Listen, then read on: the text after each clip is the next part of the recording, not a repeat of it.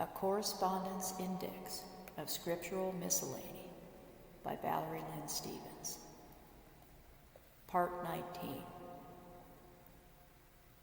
Although Romans 8:28-30 is often used by Calvinists to support their doctrine of pre-election, their exegetical error becomes clear once the whole passage is taken in context.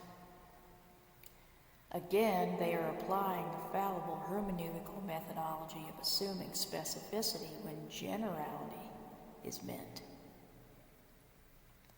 Here is the whole passage. And we know that in all things God works for the good of those who love him, who have been called according to his purpose. For those God foreknew, he also predestined to be conformed to the likeness of his Son, that he might be the firstborn among many brothers. And those he predestined, he also called. Those he called, he also justified. Those he justified, he also glorified. Romans 8:28-30. To clarify, those applying Calvinistic methods of exegesis fail to see the generality inherent in this passage.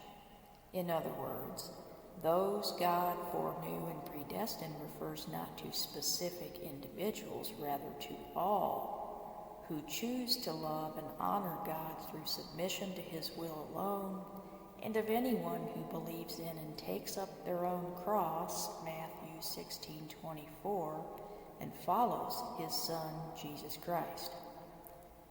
In accordance with God's attributes of holiness and perfection, he could not and does not ever violate the dignity of each and every human individual, which he grants freedom of choice to submit to him.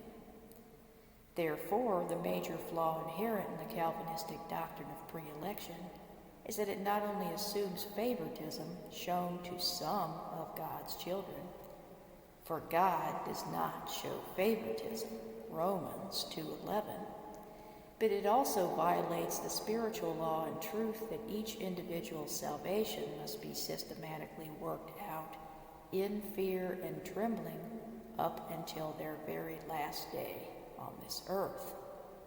Continue to work out your salvation in fear and trembling, for it is God who works in you according to his good purpose.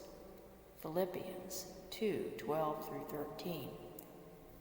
This is very evidently thus both a logistical and ontological antinomy, irreconcilable contradiction.